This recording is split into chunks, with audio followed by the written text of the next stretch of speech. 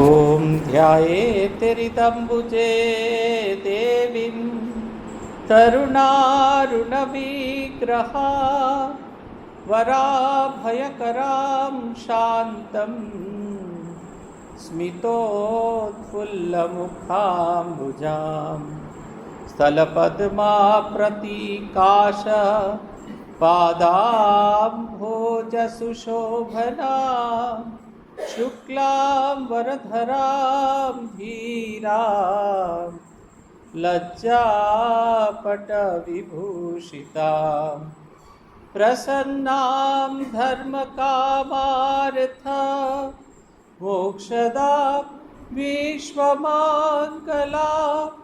स्वनाथवामभागस्थां भक्तानुग्रहकारिणीम् ॐ ऐं ह्रीं सर्वदेवदेवी स्वरूपिण्यै শ্রী শারদা দেব্যই নমঃ।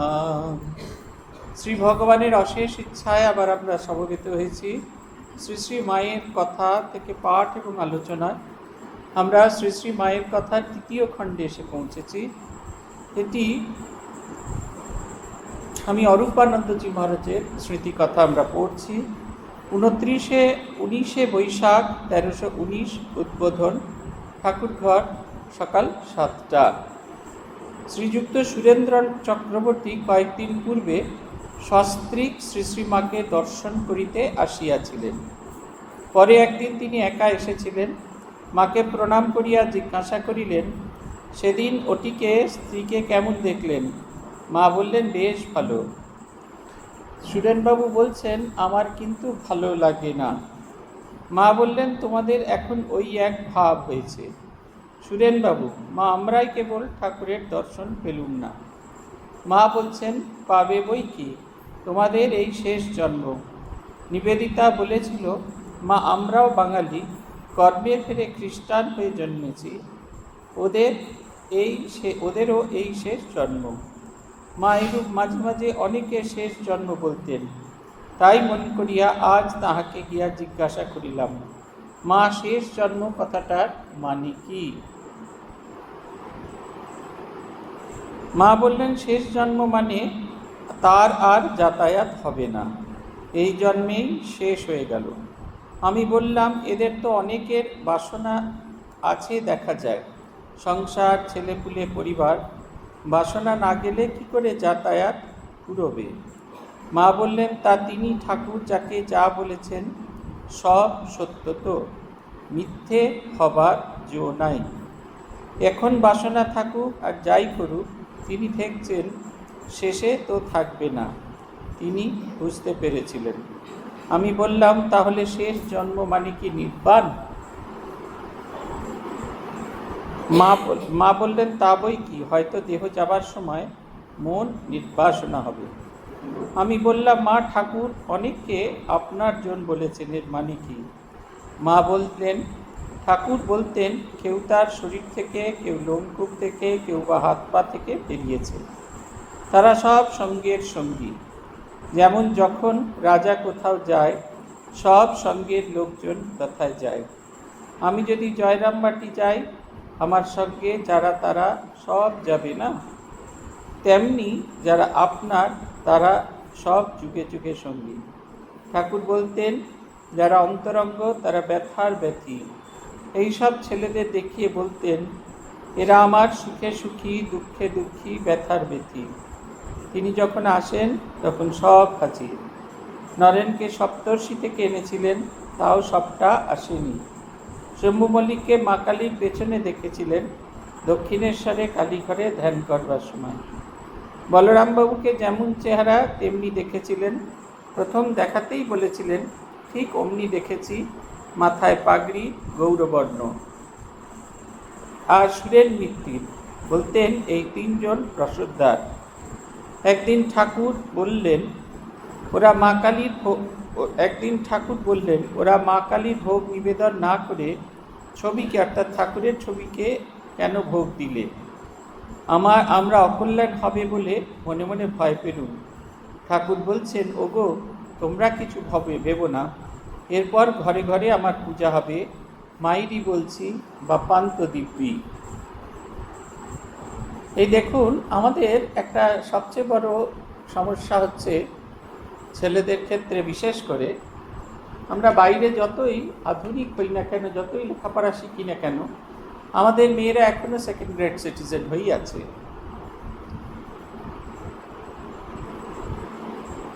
যত ঠাকুরের ষোড়শী পূজার কথা ভেবে আমাদের ভীষণ রকমের ক্ষতি হোক না কেন,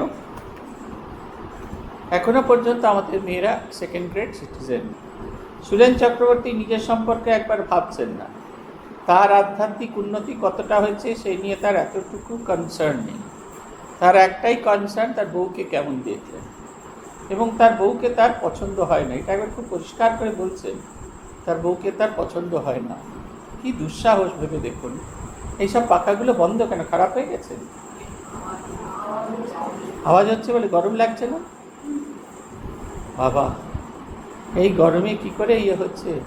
এসিগুলো খুলবেন, আর একটু পরে আছে, বৈশাখ মাস পড়ে আছে, বৈশাখ মাস পরে তো। হ্যাঁ, কে বললেন একটু শুনি?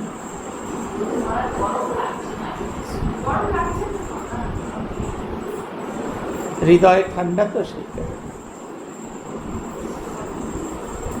তারপরে এই যে তিনি বলছেন, তার কিন্তু মা কিন্তু এতটুকু বিরক্ত নেন। আমার হলে তো আমি খুবই বিরক্ত হতাম। আমি নিজে কীরকম সেটা নিয়ে আমার কোনো জাজ করার কোনো ক্ষমতা নেই। আমি অন্যকে জাজ করতে চাইছি। আমি তাকে নিজের জীবন সঙ্গী করে নিয়ে এসেছি, অথচ তাকে আমার ভালো লাগছে না। একটা পারপ্লেক্স কন্ডিশন। এ লোকেদের সাধন ভজনও ভালো করে হয় না। পারপ্লেক্স কন্ডিশন হলে হবে না। আমি যেটা সবকটা আমাদের জীবনের সমস্ত কিছু আমাদের নিজেদের ইচ্ছা মতো হয় না। যখন আমাদের জীবনে আমরা কোনো কিছুকে গ্রহণ করে ফেলি, তখন সেটা তার যে ভালো দিক সেটা যদি না দেখতে পারি, সবসময় তার ভেতর থেকে খারাপ দিক সেইগুলো আমাদের চোখে বারবার পড়বে, এবং সেই খারাপ দিকগুলো যত চোখে পড়বে তত আমাদের মনের ভেতরে অশান্তি তৈরি হয়ে যাবে, ভীষণ রকমের অশান্তি তৈরি হবে। আমরা কিছুতেই নিজেরা শান্ত থাকতে পারবো না। মা ঠাকুরুন একটি বলছেন, তিনি বলছেন, মা বলছেন, সেদিন ওটিকে কেমন দেখলেন? ওটি মানে আমার স্ত্রীকে। মা বললেন, বেশ ভালো। এইটা হচ্ছে মায়ের শিক্ষা, যে সব কিছুর ভেতরে শুধু ভালোটুকু এক্সট্র্যাক্ট করা।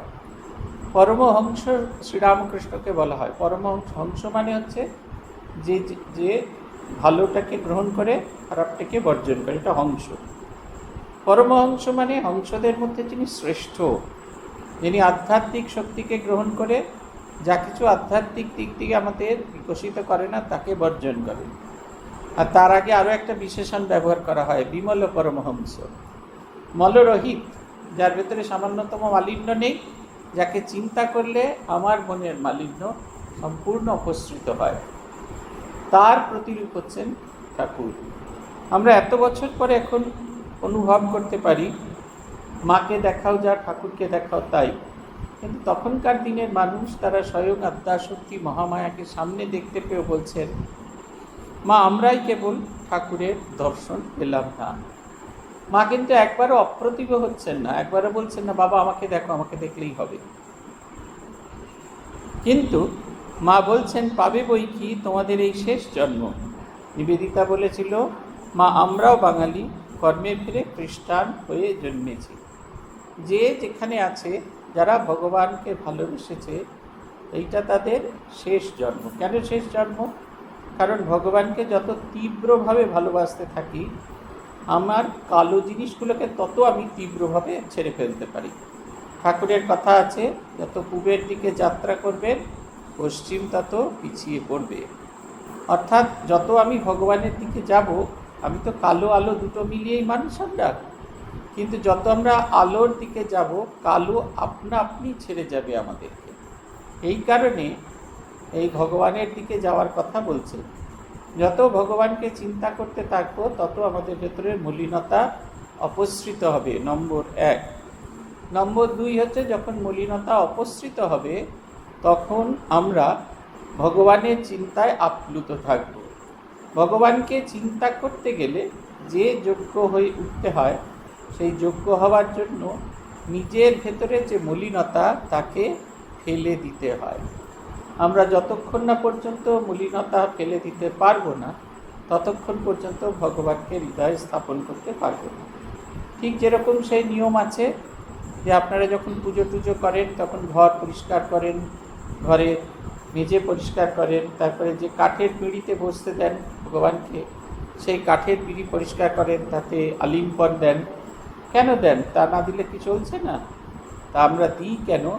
কারণ এই সাধারণ ভূমিতে তাকে বসানো যায় না।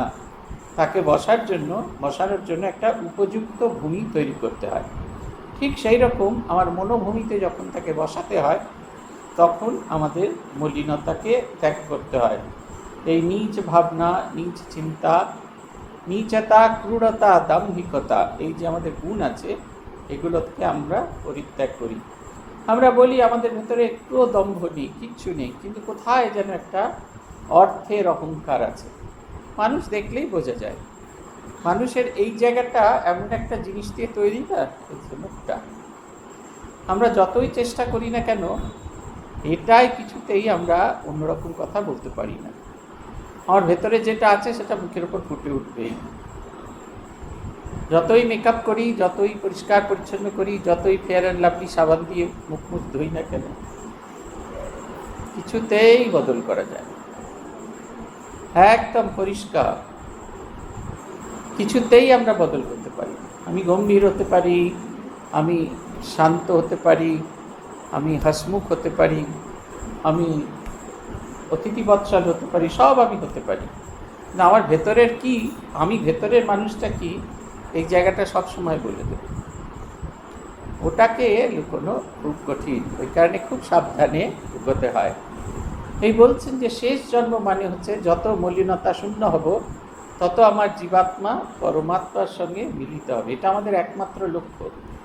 বারবার জন্মাবার একটা লক্ষ্য নয়। যে ঠাকুর উদাহরণ দিয়েছিলেন যে সেই ভগবানের সঙ্গে দেখা হলো, ভগবান কাছে বর চাইল, ভগবান বলছেন সোনার থালায় নাতির সঙ্গে বসে ভাত খাবো, মানে টাকা পয়সাও হবে, আবার আমার ছেলে হলো, তার ছেলে, এত দিন অবধি বাঁচবো, আমার লংজিভিটি কত বাড়িয়ে ফেলছি ভগবানের কাছ থেকে সোনার থালায়। তারপর কি? প্রশ্নটা হচ্ছে তারপর কি? সোনার থালাও হলো, নাতি হলো, তার সাথে ভাত খাওয়া হলো, তারপর কি? তারপরে আবার কুকুর বেড়াল, ইট চুল পাতলি পাথর হয়ে আবার আসা, তা নয়। আমাদের একটাই লক্ষ্য, পরমাত্মার সঙ্গে লীন হয়ে যাওয়া। আমরা অনুভব করতে পারি না জীবনটা কি কষ্টের। যখন কষ্টে পড়ি তখন মনে হয় জীবনটা খুব কষ্টের। যখন ভালো থাকি কিছুতেই বুঝে উঠতে পারি না জীবনটা বড় কষ্টের।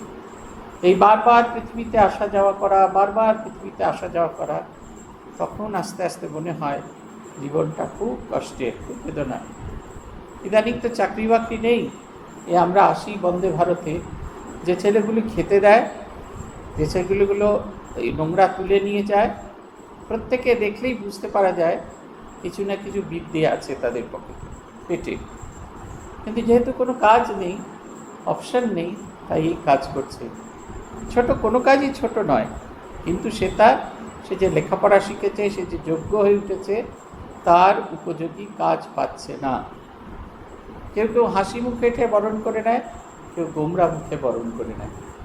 এগুলো দেখলে বোঝা যায় যে আমরা এদের চেয়ে অনেক ভালো আছি, অথচ আমাদের স্থিতিতে দাঁড়িয়ে আমরা কিছুতেই যে আমরা ভালো আছি এটা বিশ্বাস করি না। অতএব যখনই নিজের মনে দুঃখ হবে, যখনই নিজের মনে না পাওয়ার বেদনা হবে, একটু ঘাড় ঘুরিয়ে তাকান, আপনার চেয়ে খারাপ যারা আছে তাদের দিকে তাকান। তখন দেখবেন এই নিজের অনেক না পাওয়াকে নিয়ে আপনাদের কোনো কষ্ট হবে না। আমাদের লক্ষ্যটা একটু উঁচু দিকে থাকা দরকার। সেটা হচ্ছে এই লক্ষ্য হচ্ছে ভগবান লাভ, ভগবানের সঙ্গে একীভূত হয়ে যাওয়া। যত আমাদের লক্ষ্যটা নিচুর দিকে থাকবে, জমির ওপর থাকবে, তত আমরা উপরের দিকে আকাশে উঠতে পারবো না।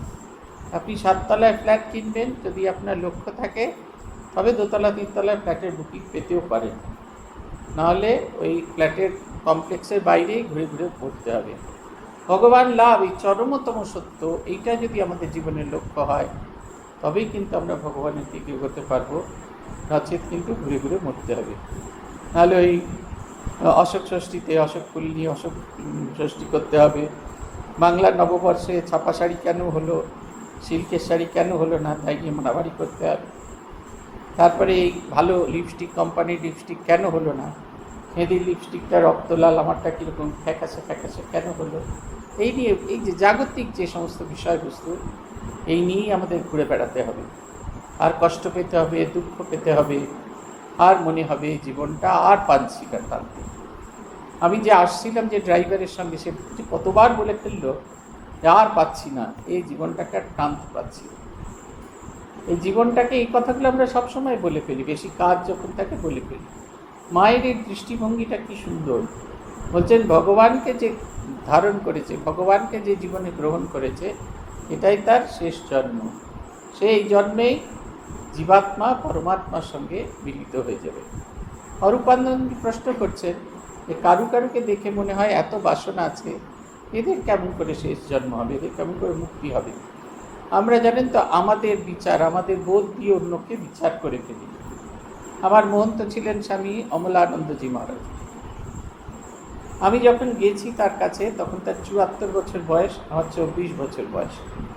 তিনি আমার প্রায় ৩ গুণ শক্তিতে কাজ করতেন। সকাল ৬টা থেকে রাত্রি ৮:৩০ অবধি একটানা বসে কাজ করতেন, কোনো ক্লান্তি নেই, অক্লান্তভাবে কাজ করে চলেছেন। আর এমন আসক্তি ছিল, আপনি এরকম বারবার করে উঁকি মেরে মেরে দেখছেন কেন? যদি ভেতরে ঢোকার থাকে ঢুকুন, বারবার উঁকি মেরে মেরে দেখছেন। যার ওখানে জায়গা নেই সেইখানে চলে আসুন, এইখানে অনেক জায়গা আছে, বসুন। এসে যে শক্তপোক্ত জায়গা আছে, বসুন। হ্যাঁ, চলে আসুন, ওদিকে যারা আছেন চলে আসুন, এখানে শক্তপোক্ত জায়গা আছে, পাখার হাওয়াও আছে, ওখানে পাখার হাওয়া নিয়ে এসি মেশিন খালি আছে, বসুন। তো আমরা ওনাকে দেখতাম এইখানটা, এই যে এখানে বসুন, এরকম বসুন, বসুন, কিচ্ছু হবে না, বসুন। আবার উঠে দাঁড়াচ্ছেন কেন? বসুন। হ্যাঁ বসুন, ভালো করে বসুন, জমিয়ে বসুন। এই হচ্ছে কথা। আমরা ওনাকে দেখেছি, আমাদের মনে হতো কি আসক্ত মানুষ, এরকম আসক্ত সন্ন্যাসী দেখি। আমাদের তখন সাধু জীবনের বয়স কত? ১-২। আমরা আমাদের ১-২ বছরের সাধু জীবন দিয়ে একটা ৪০ বছরের সন্ন্যাস জীবন বিচার করত। আমরা ভাবতুম এই লোকটি কলেজ যদি কোনো দিন কলেজ ছেড়ে দিতে হয় কেমন করে থাকবে। সত্যি সত্যি একদিন কলেজ ছেড়ে দিলেন, ফিরেও একবারও জিজ্ঞাসা করলেন না। ১৭ই জুন যেদিন কলেজের দায়িত্ব ছেড়ে দিলেন, 18ই জুন থেকে আর কোনো কলেজ সম্পর্কে কিছু জিজ্ঞাসা করছে যেন কলেজটা তার জীবনের একটা অঙ্গই ছিল না। অথচ এই কলেজ যখন তৈরি হয়, যখন তার কনস্ট্রাকশন হচ্ছে, কনস্ট্রাকশন যাতে এতটুকু পিছিয়ে না যায়, সেইখানে দুপুরবেলা যে সময় মজুর মিস্ত্রিরা বিশ্রাম নিত, সেই সময় উনি মাথায় ইট বয়ে বয়ে, উনি বলতেন ওরা ৬টা-৮টা করে নিয়ে যেত, আমি ৮টা করে নিতে পারতাম না, ৬টা করে, প্রথম দিকে 4টে, পরে 8টা, 6টা করে ইট মাথায় করে বয়ে বয়ে এক জায়গায় স্ট্যাক করতেন, যাতে যেই ওদের খাওয়া দাওয়া শেষ হয়ে যাবে ওরা কলেজের কাজ আরম্ভ করে দিতে পারে। কলেজকে নিয়ে তার এত ভালোবাসা ছিল, তীব্র ভালোবাসা। সেই মানুষটি যেদিন কলেজের দায়িত্ব ছেড়ে দিলেন, তার পরের দিন থেকে কলেজ সম্পর্কে কোনো প্রশ্ন করছেন না।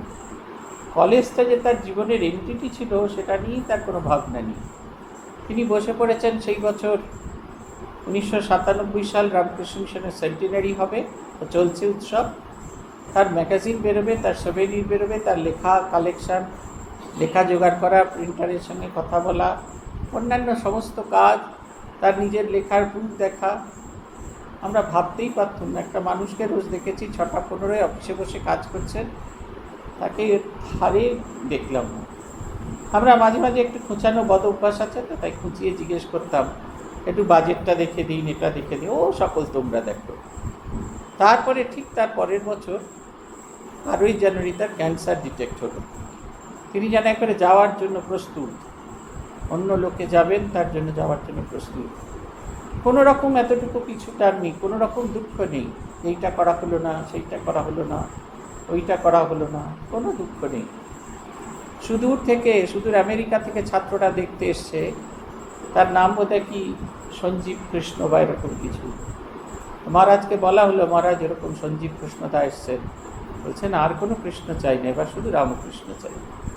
বলছেন তোমরা বুদ্ধিমান ছেলে, আর কিছুদিন বাদে যখন জীবন প্রদীপ নির্বাপিত হবে, তখন স্বামীজির মন্দিরের পাশে ওইদিকে কর্নার যে জায়গাটা আছে, ওখানে তোমরা আমাকে দাফ করার ব্যবস্থা করো। একেবারে যেন বুক উঁচিয়ে দাঁড়িয়ে আছেন যে জীবনটা খুব ভালো করে কাটিয়েছি, আর এই জীবন ছেড়ে চলে যেতেও কোনো সমস্যা নেই। চন্দ্রানন্দজিকে দেখতাম, পাটনার অধ্যক্ষ ছিলেন চন্দ্রানন্দজি, ছোটোখাটো চেহারা। তিনি বেলগড়িয়া স্টুডেন্টসমের ছাত্র ছিলেন। তিনি বলতেন, আমি জানিস তো মহাপুরুষ মহারাজের মহাপ্রয়াণ দেখেছি, বিস্ফারিত দৃষ্টি, চুলগুলো লম্বা খাড়া খাড়া হয়ে আছে, যেন আনন্দময় কিছু একজনকে দর্শন করছি, দর্শন করতে করতে শরীর চলে গেছে। এমন আমি দর্শন করেছি, আমার কখনো আর জন্ম হবে না, আমার কোনো দিন জন্ম হবে না, আর আমার মৃত্যু খুব সহজে হবে। একবারে মুখোমুখি, গাড়ির সঙ্গে মুখোমুখি অ্যাক্সিডেন্ট হলো, তার নিয়ে আসা হলো। তিনি এলেন, সেবা প্রতিষ্ঠানে থাকলেন, যেদিন চলে যাবেন সেদিন অন্য একটি কেন্দ্রের সাধু তার পাশের ঘরে এলেন, এনকেফেলাইটিস হয়েছেন, মারা যাবেন। মহারাজ গেলেন, তার সঙ্গে দেখা করলেন, অনেকক্ষণ ধরে কথা বললেন, তারপরে ঘরে ফিরে এলেন। ধীরে ধীরে উনি অসুস্থ হয়ে পড়লেন, পরের দিন তার শরীর চলে গেল। এনকেফেলাইটিস আক্রান্ত শিবেশ্বরজি ধীরে ধীরে সুস্থ হয়ে গেলেন। মৃত্যুটা যেন একবারে ছেলে খেলার মতো। এই যে জীবন প্রতি মুহূর্তে অপেক্ষা করে আছেন, মৃত্যু আসবে এই কথা সত্য জেনে, এই কথা সত্য অনুভব করে মৃত্যুর জন্য প্রতীক্ষা করছেন। মৃত্যু যেমন জীবনকে আমরা প্রতীক্ষা করে থাকি, সেরকম মৃত্যুর জন্য আমরা প্রতীক্ষা করছি। এই হচ্ছে শেষ জন্ম। এই শেষ জন্ম হতে গেলে ঈশ্বর নির্ভরতা চাই।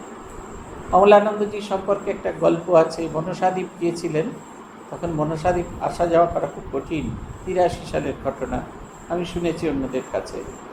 ওনাকে কখনো আমরা খুব দীর্ঘ সময় ধরে জপ ধ্যান করতে দেখি, কিন্তু যখন মনসাদ্বীপে গিয়ে ওনার কার্ডিয়াক অ্যারেস্ট হলো, উনি আনকনশিয়াস হয়ে গেলেন। আনকনশিয়াস অবস্থায় উনি ওনার ইষ্টমন্ত্র জপ করে চলেছেন, এবং সেটা বেশ জোরে শোনা যাচ্ছে। মানে এত জপ করার অভ্যাস ভেতরে তৈরি হয়েছে যে মুহূর্তে বাইরের জ্ঞানটা চলে যাচ্ছে, ভেতরের জ্ঞানে জপ করছেন, অনিমেষ জপ করছেন। আমরা সব কিছু খুব গুছিয়ে গাছিয়ে রেখেছি, ফিক্সড ডিপোজিট ঠিক আছে, ছেলে মেয়েদের জন্য ভবিষ্যৎ সুরক্ষিত করে রেখেছি, লাইফ ইন্স্যুরেন্সের প্রিমিয়াম ঠিক করে দিয়ে রেখেছি, কিন্তু মৃত্যুর জন্য এতটুকু প্রস্তুতি নেই। মৃত্যু এলে ভীষণ ভয়, ভীষণ ভয়। মাতাই বলছেন যে ঠিক তিনি প্রত্যেককে দেখেছেন, আমরা প্রত্যেকে তার অঙ্গ থেকে এসেছি। আমাদের কাউকে তিনি অঙ্গলগ্ন করে রেখেছেন, কাউকে হয়তো মাথার মুকুট করে রেখেছেন, সেটা আলাদা না। আমিও তার অঙ্গের, তার শরীরের একটা অংশ, আমি সেই বিরাট শ্রীরামকৃষ্ণের একটা অংশ। এই গীতার 10ম অধ্যায়, এখানে শ্রীকৃষ্ণকে দেখলেন বিশ্বরূপ রূপে। অর্জুন দর্শন করলেন যে যাদের জন্য তিনি শোক করছিলেন, যাদের জন্য তিনি দুঃখ করছিলেন, যাদের মারতে হবে মনে করে মনের ভেতরে কষ্ট হচ্ছিল, তারা সবাই শ্রীকৃষ্ণের ভেতরে, এমনকি তিনিও শ্রীকৃষ্ণের ভেতরে। আমাদের আলাদা করে কোনো সত্তা নেই, আমরা বুঝতে পারি না। আমরা মায়ার সংসারে বাস করি বলে আমি খেদার বাবা, আমি বুচোর মা, আমি পচার মা, এই নানা আমাদের আইডেন্টিফিকেশন আছে। আলটিমেটলি কিন্তু আমরা সবাই ভগবানের প্রতিবিম্ব, আমরা বুঝতে পারছি না। সেটা আমাদের দুর্বলতার কারণ, সেটা আমাদের অক্ষমতার কারণ, সেটা আমাদের সংকীর্ণতার কারণ। কিন্তু আমরা সবাই শ্রীরামকৃষ্ণের সন্তান, মা জোর দিয়ে বলছেন এই কথাটা। তাই বলছেন যে ঠাকুর শেষকালের অংশে বলছেন, এইখানে আজকে যে অংশটা পড়া হলো এতক্ষণ ধরে, তার মধ্যে ঠাকুর শেষকালে বলেছিলেন যাবার আগে তিনি হাটে হাড়ি ভেঙে দিয়ে যাবেন। দক্ষিণেশ্বরে ঠাকুরকে না পেয়ে সবাই, সে ভক্তরা যারা এসেছিল, তারা ঠাকুরের ছবির সামনে যে মিষ্টি টিষ্টি নিয়ে এসেছিল সেইগুলো ভোগ দিয়েছিল। সবাই যারা গৃহস্থ মানুষ আছেন তারা খুব দুঃখ করলেন। তো তারা খুব দুঃখ করলেন, গোলাপ মা, যে ঠাকুর স্থূল শরীরে আছেন, কেন ঠাকুরের ছবিতে ভোগ দেওয়া।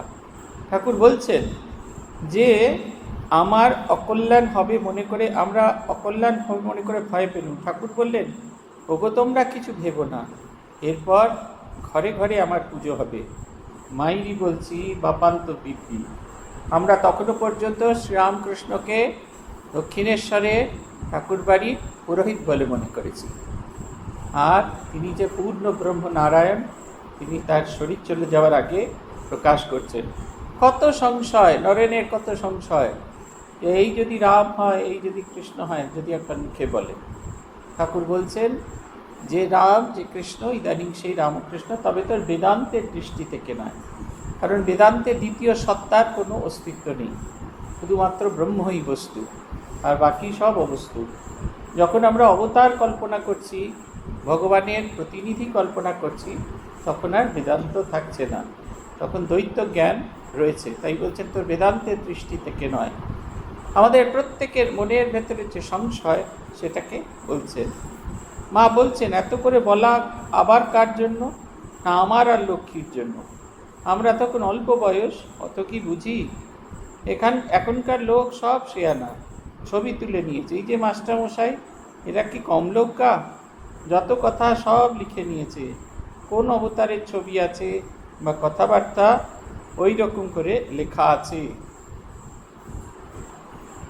আমাদের কোনো বৈশিষ্ট্য ছিল না, শ্রীরামকৃষ্ণ এটা আমাদের উপহার দিয়ে গেছে। দক্ষিণেশ্বরের মন্দিরের ছবিটা নয় তোলা হয়েছিল ওনাকে না জানি, কিন্তু তিনি তো নিজে টুকটুক টুকটুক করে গেছিলেন স্টুডিওতে ছবি তুলতে, তাই না? অবতার পুরুষ চেয়েছিলেন তার প্রতিরূপ থাকুক মানুষের মনের কাছে, অবতার পুরুষ চেয়েছিলেন। শুধু তাই নয়, একটা ছবি কালো হয়েছিল, সেটা একটা ব্রাহ্মণকে দেওয়া হয়েছিল। সেই ব্রাহ্মণ দক্ষিণেশ্বর থেকে চলে যাওয়ার সময় সেটা মাকে দিয়ে গেছিলেন, সেটি এখন মায়ের বাড়িতেও আছে, ওপরের ছবিটা।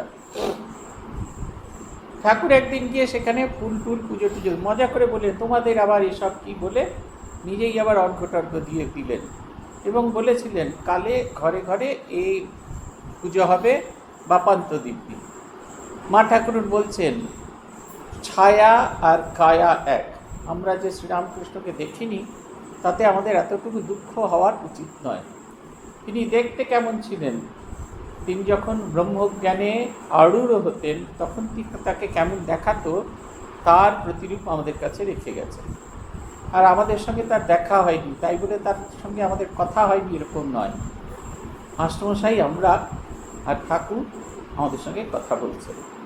আমরা সাধারণত ভগবানের কাছে তখনই যাই যখন জীবনে আমাদের খুব দুঃখ হয়।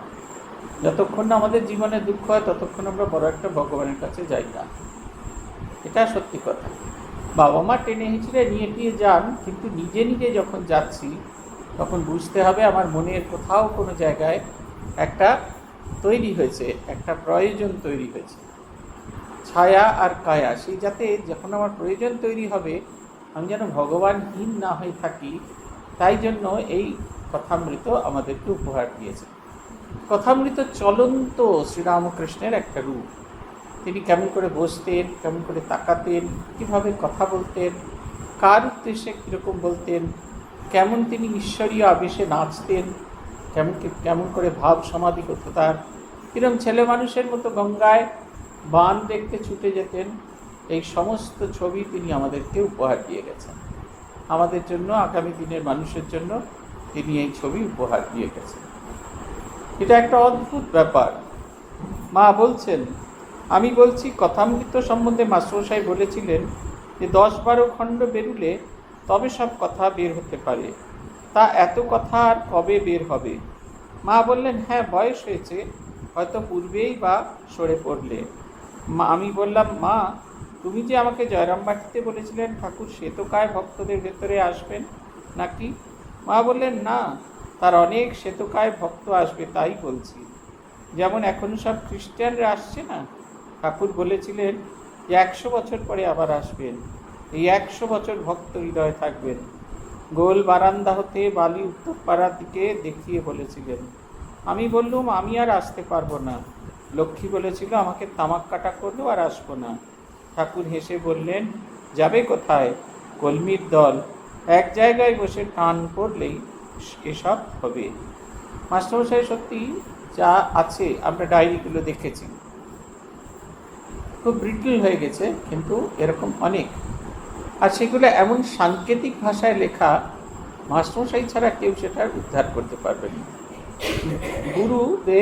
গুরুদেব ড্যাশ ব্রহ্ম অনুচ্ছিষ্ট, আর কিছু লেখা নেই পাতাটা। ওই তারিখ দেওয়া আছে, তারিখে ওইটুকু নোট করা আছে, গুরুদেব ড্যাশ ব্রহ্ম অনুচ্ছিষ্ট, আর কিছু লেখা নেই। এরকম অনেকগুলো আনপাবলিশড ডায়েরি আছে। মাস্টারমশাইয়ের বাড়ি থেকে এলো একটা ছোট্ট টিনের বাক্স করে, অত্যন্ত অযত্নে। এই হচ্ছে আমাদের বাঙালিদের দুঃখ, এরা কিছুতেই, মাস্টারমশাই বংশধরেরা কিছুতেই দিতে চাইলেন না, রামকৃষ্ণ মিশনকে কিছুতেই দিতে চাইলেন না। প্রভানন্দজি যে শ্রীরামকৃষ্ণ অন্তলীলা লিখেছেন, সেই লেখার সময় তিনি নোট নিতে যেতেন মাস্টারমশাইয়ের বাড়িতে। মাস্টারমশাই ডায়েরি খোলা হতো, তার দুই নাতি অনিলবাবু এবং দীপকবাবু তারা বসে থাকতেন, পাছে কোনো পাতা তিনি ছিঁড়ে নেন। ভেবে দেখুন, আমরা তো এখন দেবতা জ্ঞানে পুজো করি, এরা বসে থাকতেন। প্রভানন্দজি সারা দুপুর বসে বসে বসে বসে তার থেকে নোট নিতেন, ঘটনাক্রম বোঝার চেষ্টা করতেন, এবং তারপরে তার থেকে শ্রীরামকৃষ্ণ অন্তলীলা গ্রন্থ বেরিয়েছে। যেটুকু প্রকাশিত হয়েছে, 5 খণ্ড যেটুকু প্রকাশিত হয়েছে, সেইটুকুর ব্যাখ্যা 16 খণ্ডতে এসছে। শ্রীমদর্শন হচ্ছে 5 খণ্ড কথামৃত লেখা হয়েছে, তার ব্যাখ্যা।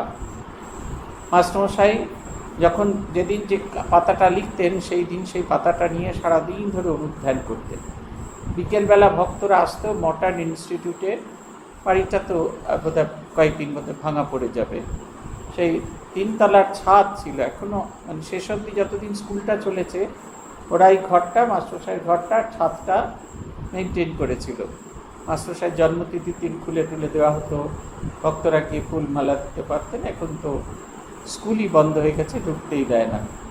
সেই ছাদে একটা ছোট্ট সিমেন্টের বসার জায়গা ছিল, সেইখানে বসে মাস্টারমশাই যেটা লিখেছেন সেদিনকে সেইটি পাঠ করতেন।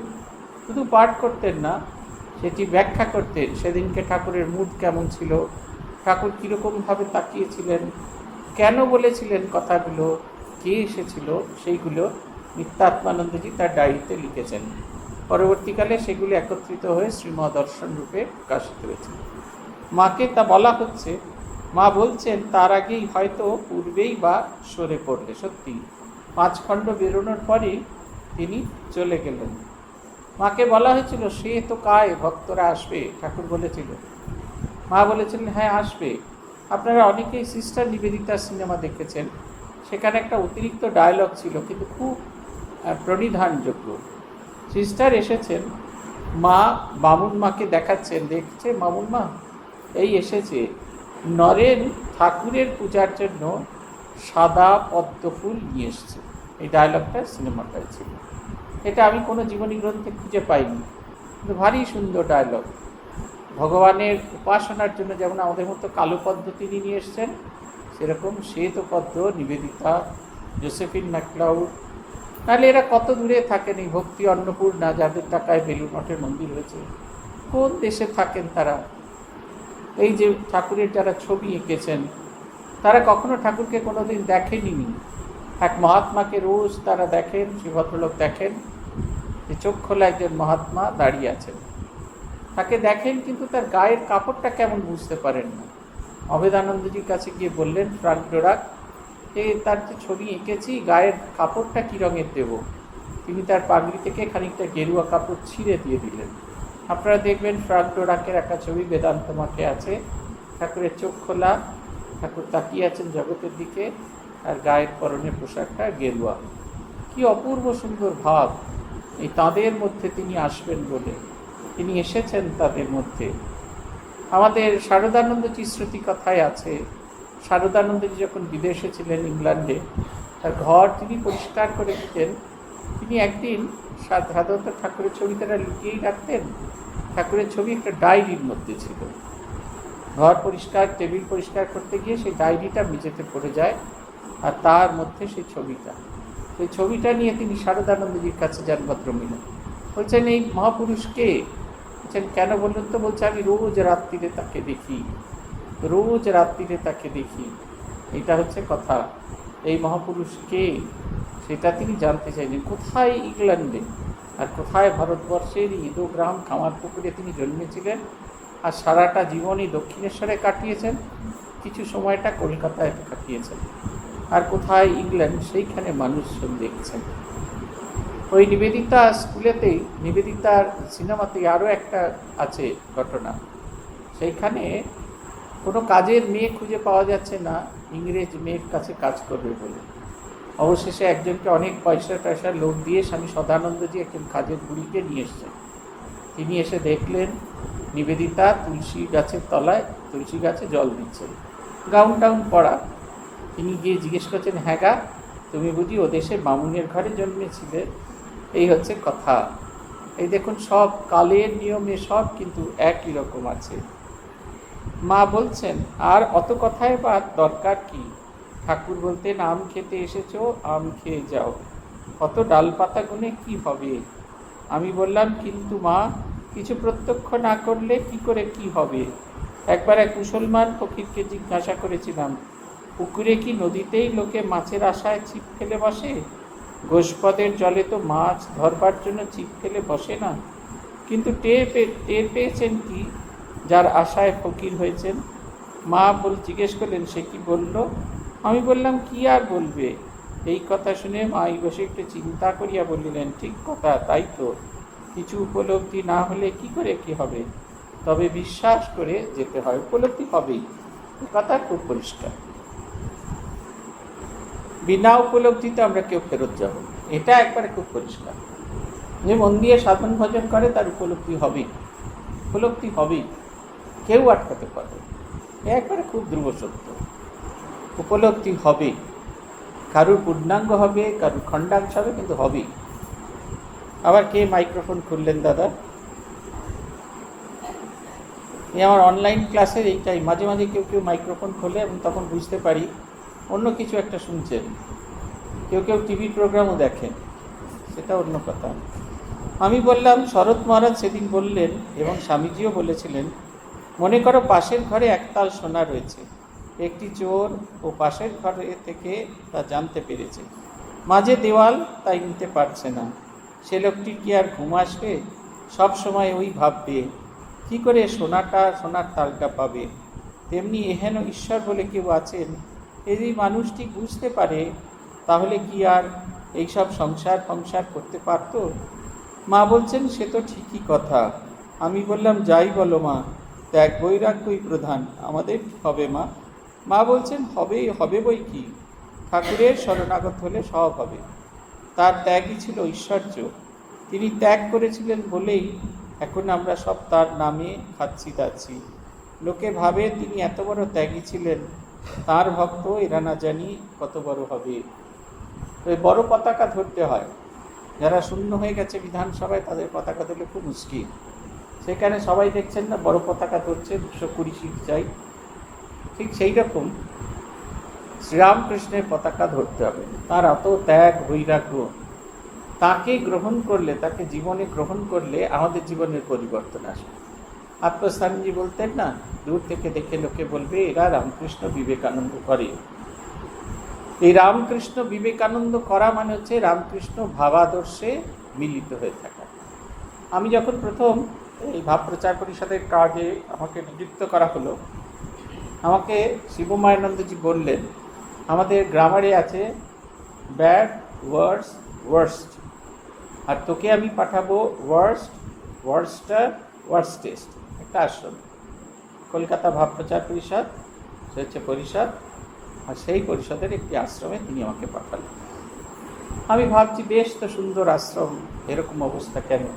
এত বড় বিল্ডিং করেছে, ঠাকুরের বিগ্রহ করেছে, এত লোক আছে। আমরা গিয়ে পৌঁছালাম, হিতানন্দজি, আমি, হিতকামানন্দজি, রীতানন্দজি, সবাইকে পৌঁছেছি। গিয়ে থেকে বসে আছি, সে একজন সুর করে এসে বললেন, মহারাজ তাহলে টিফিন দিই। আমরা বললাম, আমরা টিফিন দরকার নেই, খাবার জল দেবেন। চলে গেলেন। আরও 40 মিনিট বাদে আবার এসে বলছেন, মহারাজ তাহলে একটু টিফিন দিই। আমরা বললাম, আমাদের টিফিন লাগবে না, একটু খাবার জল দেবেন। হিতানন্দজি বললেন, এসব খাবার টাবার ওরা দেবে না, চলো আমরা গিয়ে স্টেজে যাই, ওখানে গেলে লেমনেড দেবে। উনি ওই স্প্রাইটকে স্প্রাইট বলতে পারতেন, লেমনেড দেবে, আর সেটা মাইক্রোফোনের সামনে খুলে দেবে। তাই হলো, গেলাম আমরা যখন স্টেজেতে, গিয়ে দেখছি সব ভাব প্রচারকরা এসে বসেছে, সবার হাতে একটা করে প্লেট, হাতাহাত করে দুটো করে কচুরি আর আলুর দম। মিটিংয়ে এসেছেন কাজের কথা বলবেন বলে, কিচ্ছু কাজ করে। এমনটা হলে খুব মুশকিল, এমনটা হলে খুব মুশকিল। সবচেয়ে খারাপ ভাব প্রচার পরিষদ যদি দেখা হয় থাকে আমার কলকাতা ভাব প্রচার পরিষদ। এটা একবারে খুব সত্যি, কোনো কাজকর্ম করে না, কোনো কাজকর্ম করে না।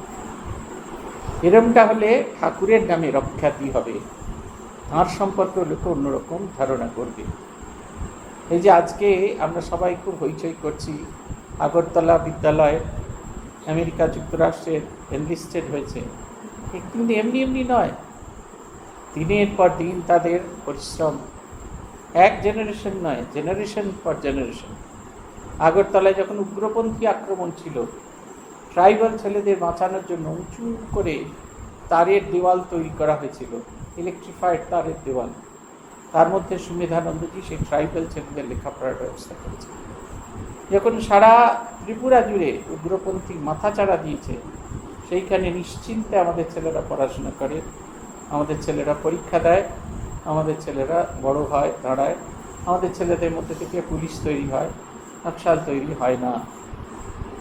দিনের পর দিন, দিনের পর দিন তাদের এই শ্রম এক জেনারেশন থেকে আরেক জেনারেশন স্বীকৃতি অনেক দেরি করে আসে। শ্রীরামকৃষ্ণের সবচেয়ে বড় জিনিস হচ্ছে, সেটা হচ্ছে ত্যাগ।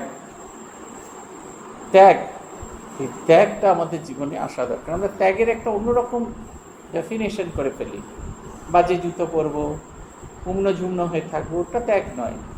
মন যেন বাসনা শূন্য হয়। এই যে কামিনী আর কাঞ্চন কথাটা তিনি ব্যবহার করছেন, কামিনী অর্থে স্ত্রী নয়, কামিনী অর্থ হচ্ছে বাসনা। বাসনা আর কাঞ্চন হচ্ছে তৎপ্রাপ্তির জন্য যে চেষ্টা, সেটাকে বাসনা বলছে। টাকা কাঞ্চন, কাঞ্চনের যেটা কথা, কনসেপ্টটা, আমাদের নিজেদের বাসনা যত কমতে থাকবে, তত সেটা পাওয়ার জন্য আমাদের চেষ্টা কমবে, তত আমাদের জীবনে শান্তি আসবে। কোনো কিছুতে, কোনো কিছুতে সেটাকে আটকে রাখা যাবে না। এই নিরন্তর এই চেষ্টা চালাতে হবে, এই চেষ্টা চালিয়ে যেতে হবে। মা বলছেন, যাই বলো মা, ত্যাগ বৈরাগ্যই প্রধান, আমাদের কি হবে মা? মা বললেন, হবেই হবে, ঠাকুরের শরণাগত হলে। এই শরণাগতিটা খুব ইম্পর্টেন্ট জিনিস। আমি তার শরণাগত, আমি তার শরণাগত, আমি তার শরণাগত। এই শরণাগতিটা খুব বৈশিষ্ট্যজনক কথা। বলছেন তার ত্যাগই ছিল ঐশ্বর্য। তিনি ত্যাগ করেছিলেন বলেই না এখন আমরা সব তাঁর নামে খাচ্ছি যাচ্ছি। আহা, একদিন খেয়ে নবতের ঘরে গেছেন, বেটুয়ায় মশলা ছিল না, দুটো জোয়ান মৌরি খেতে দিলুম, আর দুটি আবার কাঠ খুলে ফেললাম। আবার কে মাইক্রোফোন অন করে বসেছে। দুটি কাগজে মুড়ে দিলুম, বললুম নিয়ে যাও। তিনি নবতের ঘরের দিকে যাচ্ছেন, কিন্তু ঘরে না গিয়ে সোজা দক্ষিণ দিকে নবতের কাছে গঙ্গার ধারে পোস্তায় চলে গেছেন। পথ দেখতে পাননি, হুংস নেই। বলছেন, মা ডুবি, মা ডুবি। আমি এদিকে ছটফট করছি, ভর্তি গঙ্গা, বহু মানুষ, বেরোই না, কোথায় কাউকে দেখিও না, কাকে পাঠাই? শেষে মা কালীর একটা বামুন এদিকে এলো, তাকে দিয়ে হৃদয়কে ডাকালুম। হৃদয় খেসতে বসেছিল, তাড়াতাড়ি এঁটো হাতেই দৌড়ে একেবারে ধরে তুলে নিয়ে এলো। আর একটু হলে গঙ্গায় পড়ে যেত। আমি বললাম, দক্ষিণ মুখো কেন গেলেন? মা বলছেন, হাতে দুটি জোয়ান দিয়েছিলুম কিনা, সাধুর সঞ্চয় করতে নেই, তাই পথ দেখতে পাননি। তার যে 16 আনা ত্যাগ। পঞ্চবটিতে এক বৈষ্ণব সাধু এসেছিল, প্রথমটা তার বেশ ত্যাগ ছিল। আহা, শেষে ইঁদুরের মতো টেনে হিঁচড়ে ক্রমে ঘটিটা, বাটিটা, হাঁড়ি, কলসি, চাল ডাল এসব গোছাতে লাগলো। ঠাকুর একদিন তাই দেখে বললেন, যা রে, এবার মায়া পড়বে, কিনা মায়ায় বদ্ধ হতে চলল। ঠাকুর তাকে খুব ত্যাগের উপদেশ দিলেন, আর সে স্থান ছেড়ে পালালো। স্থান ছেড়ে যেতে বললেন, তবে সে পালালো। আমি দেখেছি, এরকম দেখেছি, দেখেছি। যে সঙ্গে করে নিয়ে যাচ্ছেন, এক কেন্দ্র থেকে আরেক কেন্দ্র নিয়ে যাচ্ছেন, তখনই 6টা কার্টুন, আর রেখে গেছেন সেন্টারে 10টা কার্টুন। এগুলোর বহু জিনিস আছে যেগুলো কোনোদিন ব্যবহারই করেননি, হাতই দেননি। ভগবানের নামে তারা বেরিয়েছেন। আবার এরকম সাধুও দেখেছি, সন্ন্যাসীতে এসছেন বেলুর মঠে, সঙ্গে একটা শুধু সাইড ব্যাগ নিয়ে এসছেন, তাতে আরেক সেট কাপড় জামা আছে, টুথপেস্ট, টুথব্রাশ, দাড়ি কামানোর যন্ত্রপাতি, আর একটা কথামৃত। বালিশ টালিশ তো দেয় না, আমাদের সন্ন্যাসের সময় বালিশ টালিশ দেয় না। সেই কথামৃতটাকে কাপড় দিয়ে মুড়ে সেইটিকে বালিশ বানিয়েছে। বলছেন ঠাকুরের কথা মাথায় থাকলে ভালো। সারাদিন ওই করছেন, জপ ধ্যান করছেন, কথামৃত পড়ছেন, আর সন্ন্যাসের প্রস্তুতি নিচ্ছেন। এরমও দেখেছি। আমাদের তপস্যানন্দজি ছিলেন আমাদের ভাইস প্রেসিডেন্ট, চেন্নাই মঠের অধ্যক্ষ। তিনি যখন আসতেন তখন সঙ্গে করে ঠিক গুনে গুনে 6খানা ইডলি নিয়ে আসতেন। 2টো ইডলি দুপুরের খাওয়ার, বিকেলের খাওয়ার, 2টো ইডলি রাত্রিরে খাওয়ার, 2টো ইডলি সকালে ব্রেকফাস্ট খাওয়া। আর সঙ্গে করে এক তাড়া কাগজ নিয়ে আসতেন, প্রুফ দেখতেন। এই সময় কেউ তাকে বিরক্ত করবে না, সমস্ত ট্রেন তিনি সে প্রুফ দেখতে দেখতে দেখতে দেখতে চলে আসতেন। রামকৃষ্ণ মঠ মিশনের তিনি ভাইস প্রেসিডেন্ট ছিলেন, তাকে এরকম দেখেছে, তার গল্প এরকম শুনেছি। আমি তাকে দেখিনি, তাকে দেখার সুযোগ আমার হয়নি, তার সম্বন্ধে এরকম শুনেছি। এই জীবনগুলো আমরা চোখের সামনে দেখেছি। ভূতেশ আনন্দজির জন্য কত কী রয়েছে, কোনোটা উনি ব্যবহার করতে চাইছেন না। মহারাজের যতটা জল খেতেন, যতটা ইউরিন হতো, ততটাই জল খেতে দেওয়া হতো। কারণ ঘামেতে অনেক জল চলে যাচ্ছে, সেই কারণে মহারাজ এই ঘুমিয়ে পড়েছেন। দেখুন, দুপুরে ভালো করে ঘুমোতে হবে, নাহলে ক্লাসে এসে ঘুম পাবে। ডিহাইড্রেটেড হয়ে গেছে, এই কারণে এসি মেশিন লাগানোর ব্যবস্থা হয়েছে। মহারাজের ভীষণ আপত্তি। লাগানো হয়ে গেছে, মহারাজ নেই, সেই অবস্থায় লাগিয়ে ফেলেছে, কিছুতেই লাগাতে দিচ্ছিলেন না। তাই মহারাজ যখন একটুখানি সেবা প্রতিষ্ঠান গেছেন চেক আপে, সেই সময় লাগিয়ে দেওয়া হয়েছে। উনি এসেছেন বটে, চালাতে দিচ্ছেন না, কিছুতেই চালাতে দিচ্ছেন। আমাদের মনে আছে, আমাদের মন্ত্র দীক্ষা যখন হয়েছিল, দুদিকে 2-2 4টে পাখা, আর মহারাজের পাশে একটা পেডেস্টাল ফ্যান। এই হচ্ছে আরামের ব্যবস্থা, আর কোনো রকম কিছু ব্যবস্থা পরবর্তীকালে জোরজার করে করা হয়েছিল। স্মরণানন্দজি বিদেশ থেকে ফিরে এসছেন, নানা টাইম জোন ঘুরে ঘুরে ঘুরে ঘুরে এসছেন। এদেশে কিছুতেই ঘুম হচ্ছে না তার। অনেক বোঝাসোঝার পরে ডাক্তার সাজেস্ট করলেন উনি ঘুমোতে পারেন, এটা সেই রকম ক্লাইমেট তৈরি করতে হবে। তাই এয়ার কন্ডিশনিং মেশিন ওনাকে না বলে ওনার ঘরে লাগানো হচ্ছে। প্রথমে বাইরের দিকে সব ওই তার লাগানো হচ্ছে। উনি একদিন এসে জিজ্ঞেস করছেন, কী হলো, এই তারগুলো কেন লাগছে? হ্যাঁ মহারাজ, এখানে সব তারটার কেবিল করা হচ্ছে। ট্রাস্টি মিটিংয়ে গেছেন, সেই দিন ফাইনালি পুরে ঝড়ের গতিতে এসি মেশিন লাগানো হচ্ছে। আর সেদিনই ট্রাস্টি মিটিং শেষ হওয়ার পর মহারাজ অফিস না গিয়ে ঘরে চলে এসছেন, এসে দেখছেন লাগানো হয়েছে। খুব অসন্তুষ্ট, চিৎকার করছেন, এক্ষুনি খোলো। শিবমায়ানন্দজি হাতে পায়ে ধরেও শান্ত করতে পারছেন, কোনোভাবেই শান্ত করা যাচ্ছে না, কিছুতেই বোঝানো যাচ্ছে না।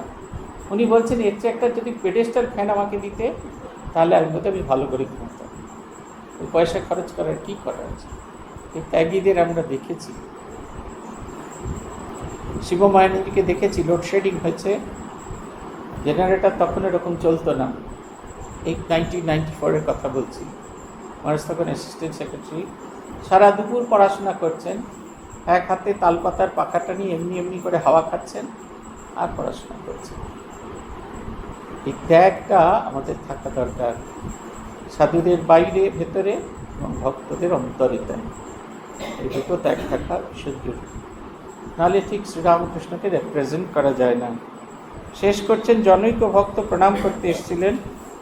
প্রণাম করে যাওয়ার পর মা বলিতেছেন, আমি একবার ঠকেছি কিনা হরিশকে আদর করে, তাই আর এখন যত্ন স্নেহ কাউকে দেখাই না। মুখে বলছেন বটে, যত্ন স্নেহ যথেষ্টই দেখাতে দিই।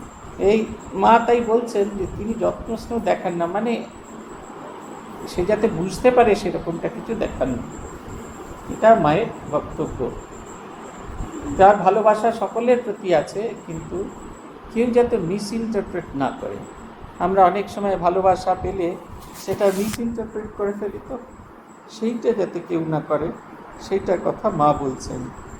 ভগবানের কাছে প্রার্থনা আমাদের মনে যেন এইরকম ত্যাগ, এরকম বৈরাগ্য এসে উপস্থিত হয়, আমরা যেন নিরন্তর ভগবানকে চাইতে পারি, আর এই জন্ম মৃত্যুর যে চক্র আছে এটা থেকে বেরিয়ে যেতে পারি। এটা একমাত্র আমাদের জীবনের একমাত্র লক্ষ্য, এই জন্ম মৃত্যুর চক্র থেকে বেরিয়ে যাওয়া, তবে এই জীবন সার্থক। যেই পর্যন্ত আগামী মাসে শ্রী ভগবানের কৃপা হলে তারপরে সবাই আমরা মায়ের কথায় শুনব।